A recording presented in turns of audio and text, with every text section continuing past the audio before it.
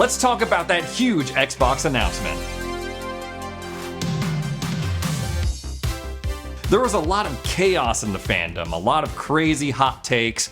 Oh, Xbox, they're gonna ship all of their games, including stuff like Starfield and Indiana Jones. Even stuff like Gears of War was being thrown around. And oh, if they do that, why would they make Xboxes? Oh, they're gonna stop making consoles. The whole gaming industry is gonna go haywire. PlayStation's gonna be running rampant, charging like $800 for their next console. It's gonna be pandemonium. Well, guys, I am officially downgrading the threat level to like pretty much nothing, like a blue, like a very peaceful color.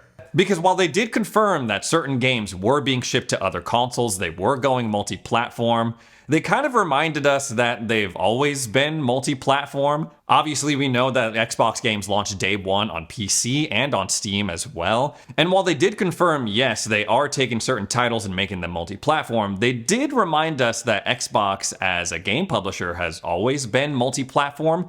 Yes, they do ship their games day one to PC and Steam as soon as they launch on Xbox consoles, but they also reminded us that, well, guys, we are the largest publisher on Switch and on PlayStation thanks to our Bethesda, Mojang, and Activision Blizzard acquisitions. Phil Spencer said there are 4 games that are being shipped to other consoles. 4 games. Now, what those 4 games are, we still don't know. They're playing a little bit coy. They're not really saying yet, but we do have a pretty good guess. He said 2 of them are community-driven games. Now, if I had to take a wild guess, I would say one of those games is Sea of Thieves.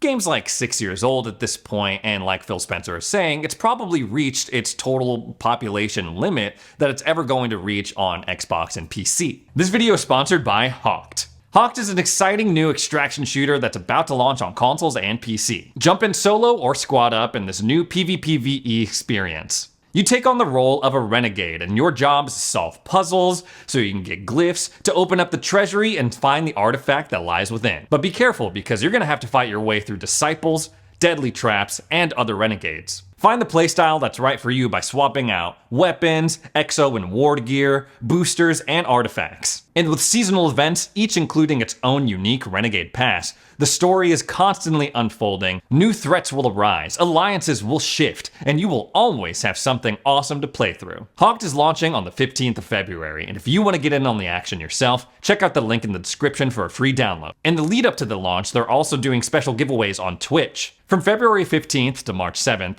you'll be able to tune into Hawk's Twitch drops that will give you exclusive in-game content. And if you check out their website, they're doing a giveaway. Yes, that is right. You have the chance to get a PC and custom Xbox controllers. Thanks again to Hawked for sponsoring this video. A good point that Phil Spencer brought up that definitely applies to Sea of Thieves is that these 4 titles that they're shipping out to other consoles, they want to keep investing in them, and a good way to do that is to make sure that they're making money and that their player base is growing, hence why they're being shipped out to other platforms.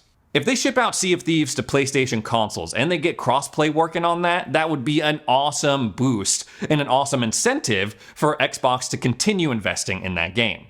As to what the other game is, the other community-based game that's being shipped out to other consoles, I don't really know, guys. That's a little bit harder of a guess for me. When I think community-driven, I think of like, I don't know, Halo Infinite, but I don't think it's gonna be Halo or anything like big Xbox-related like Halo or Gears. I'm thinking Elder Scrolls Online, but that's already on PlayStation consoles, so your guess is as good as mine. The other 2 games, again, we don't know specifically what the titles are, but they're apparently smaller games that the developers, they really wanted to make that game their passion projects, and to me, that screams Pentiment and Hi-Fi Rush.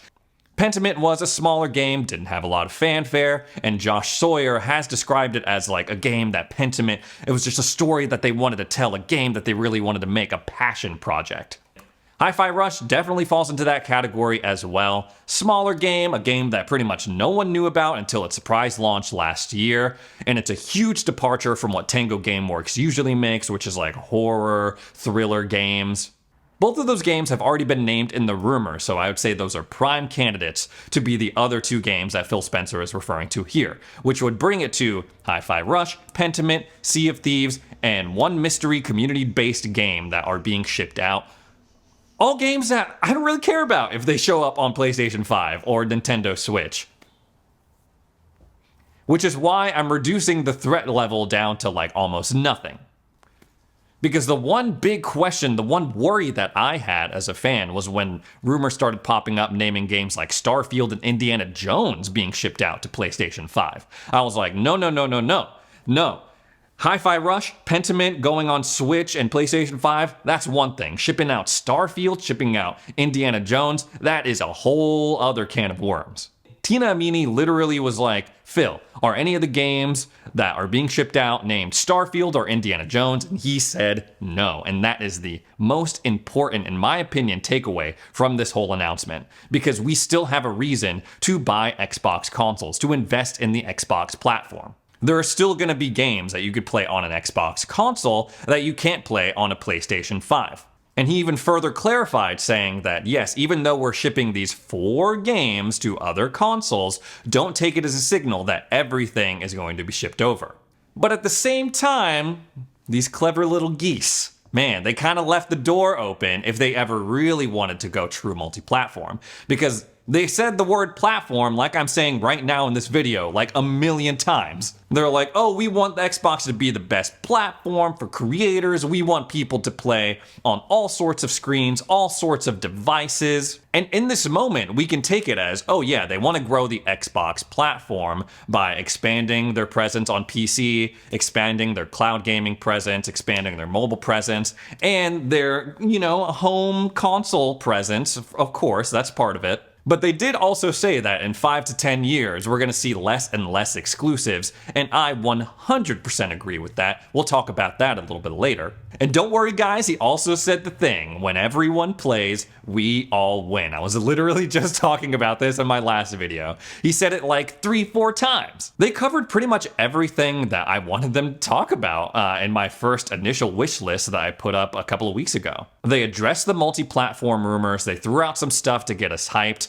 like Diablo 4 coming to Game Pass, Activision Blizzard titles finally being integrated into the Game Pass library. They confirmed that Game Pass has 34 million subscribers, still a little short of that 100 million subscriber goal that they set out for themselves, but now that Activision Blizzard titles are starting to come over, I assume that those subscriber numbers are only going to continue to grow. Speaking of Game Pass, they did confirm that you're not going to be able to play Game Pass on Switch or on PlayStation like that CFO was saying at the Wells Fargo Tech Summit. No. Game Pass is only going to be a thing that you can experience on an Xbox console or PC. And that is another huge takeaway because, again, Game Pass is still, combined with the exclusive, a reason to invest in the Xbox platform. That is huge. They also threw out another thing to get us hype, and this was also part of my wish list as well. They teased new hardware set to be revealed later this holiday season. Now, this could be the digital Series X that we've been hearing so many rumors about, but Sarah Bond sent something that leads me to believe that they're going to be teasing just the full-blown next generation of Xbox consoles. She said it's going to be the largest technical leap in a hardware generation. And you can't really have a big hardware leap between like just the regular base consoles to a mid-gen or pro version, so leading me to believe that they're just going to be like, here are the next Xbox SKUs. Might be an Xbox handheld. Phil Spencer was caught liking a tweet teasing an Xbox handheld or rumors of it. Like the Series X and S, there are rumors that the next generation of Xboxes are going to be split into 2 SKUs as well. One, that handheld I was just talking about, and another that's more of a traditional console. I can't wait to hear more about it in December, man. I am like, guys, I'm chilling now. I'm ready to believe again. I'm ready to believe. And the final thing on my wish list, I was like, man, we got to get more information about these layoffs, man. They got to talk about it. I didn't think they would because honestly, that's just not something that is a great look for them at this point. I mean, it wasn't 100% satisfactory as in like, oh, everyone's going to get their jobs back, but they did acknowledge it, and Phil Spencer seemed genuine in his desire to grow Xbox to the point where they wouldn't have to fire any more people. Again, not perfect, but at least they attempted to acknowledge the situation. All in all, I thought it was a pretty decent show from Xbox. It gave us stuff to be excited about. It gave us some clarification about the multi-platform rumors. There's still going to be critics. There's still going to be people saying, oh, well, if they're shipping these 4 games out, what's stopping them from shipping Starfield to other consoles in the future? And to be honest, guys, there's nothing stopping them, and maybe they will. But if they ever do ship like the heavy hitters like Starfield or other Xbox exclusives, it's probably going to be a couple of years down the line where they'll think, okay, You know, it's been 4 or 5 years. If you're an Xbox fan, you've probably played this game. Why not ship it out to PlayStation? With all this talk about Xbox going multi-platform, shipping their games onto other consoles, you may not have noticed that Sony is doing the same thing with PlayStation. Following the success of Helldivers 2 both on PlayStation and Steam, the president of Sony himself, yes, the man, has come out and said that he is interested in aggressively improving margins by putting first-party stuff onto other platforms, making it multi-platform. What a twist! He says, in the past, we wanted to popularize console and the first-party titles. Main purpose was to make the console popular. It is true, but there is a synergy to it. So if we have strong first-party content, not only with our console, but other platforms like computers, first-party can be grown with multi-platform, and that can help operating profit to improve. There we have our answer, guys. Why are these companies putting their games onto other platforms? Why are we suddenly seeing Sony, of all people, putting PlayStation games immediately onto Steam the day that their PlayStation counterparts launch? Money. It's all about the money, guys. Turns out it's not just America, but over in Japan too, they are all about the money. All around the world, they are all about the money. And of course, Xbox fans have taken this as a chance to go, haha, PlayStation's doing the same thing. They're going multi-platform, ignoring the fact that Xbox did this long before anyone else, putting their exclusives onto Steam and onto PC the same day that they launch. But if you can take off your console war glasses for just a little bit, you may just catch a glimpse of what the future of games is going to be like. And that future, unfortunately, doesn't look like it's going to have consoles. Leadership from both Microsoft and Sony project that console sales, hardware sales, are going to decline going forward into this generation, with Sony even going so far to say as the PS5 is in the latter half of its life cycle. Separate research suggests that the home console market is going to decline, not just Xbox, not just PlayStation, but also Nintendo, everything that we know and love about video games. I'm feeling spicy today, guys. I'm feeling hyperbolic. I'm beginning to think that there may be a future where we don't have video game consoles at all, at least in the way that we know them today. And while of course like I always say, I am just a guy with a camera and a YouTube channel, but when you look at consumer trends and other mediums, not just video games, it is clear people do not want to buy a box. They don't want to buy extra stuff to consume the film, the television, the media that they want to.